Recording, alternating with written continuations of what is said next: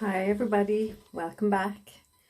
So today we're talking about resistance to change, and you may have seen the post earlier where I took a quote from Louise Hay, where she says that resistance is about the start of change.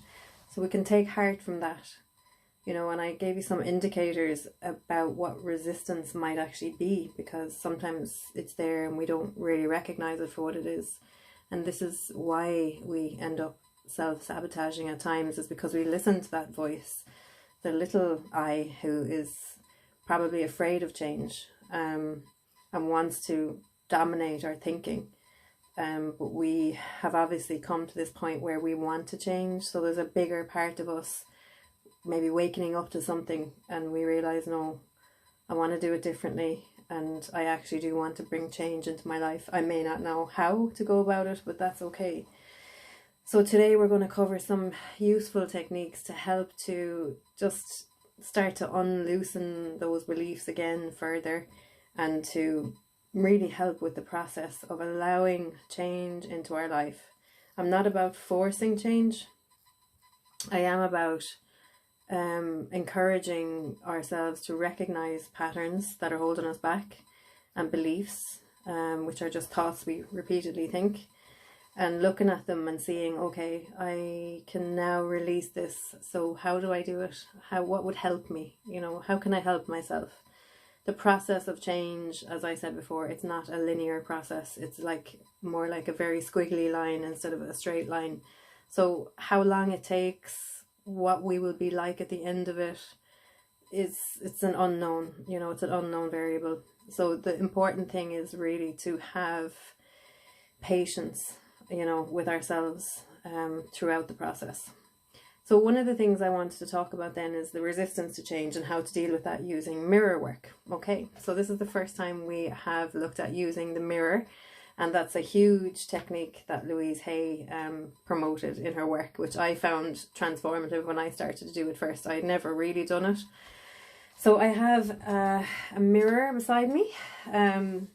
So some of you, may have a small hand mirror. It doesn't really matter. I mean, I do recommend that you don't have a teeny tiny mirror, that you actually have a mirror where you can see your face and see all of your face in all its glory.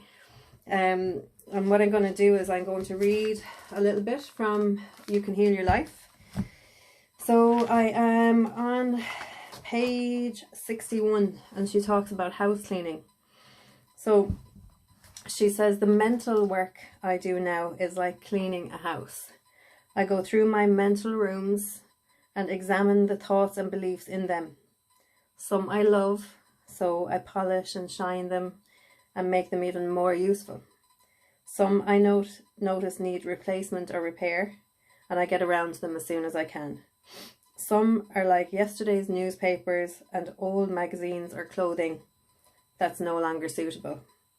These I either give away or toss into the trash, and I let them be gone forever. It's not necessary for me to be angry or to feel I am a bad person in order to do this. So she goes on then at the end of that page, exercise, I am willing to change. And she talks about the affirmation, I am willing to change. So way back when I started with you guys in the Wellness Lounge, I had the affirmation of, I am safe, it's only change. So I hope some of you have been using that when you found yourself having the anxious thoughts about the future, especially with this pandemic. For those of you that are out of work or family life has changed and we don't know where it's going to end. And it's just beyond our capacity at the moment to figure it out, even though our brain will try and do that for us. So to say, I'm safe, it's only change. And now we're actually trying to deal with that resistance that might be coming up around change, and to actually look ourselves in the eye and say, I am willing to change. So that might be changing a little tape in our head, because some of the thoughts of resistance can be, oh, look, it doesn't matter. It's, look, maybe I'm just not meant to be fit, maybe I'm just someone who doesn't like exercise, and that might be true. It might be that you're not necessarily a lover of certain types of exercise, but it might be about finding, okay, well, I actually enjoy, walking the dog for 15 minutes. It's not the worst. So that belief of I'm a person who doesn't like exercise, it's not entirely true, you know. So again, it's holding up those beliefs. How do I know that's true? Who would I be without that belief? So moving on then to page 64, and here's one of our exercises that I'd like you to try with me now. So if you want to get a mirror and have it to hand,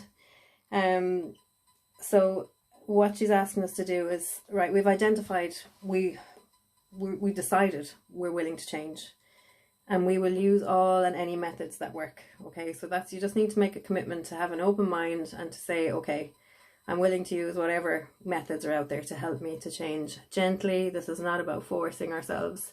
It's just about allowing ourselves to change, which is quite different. So first go to a mirror and look into it and say to yourself, so I have my mirror here.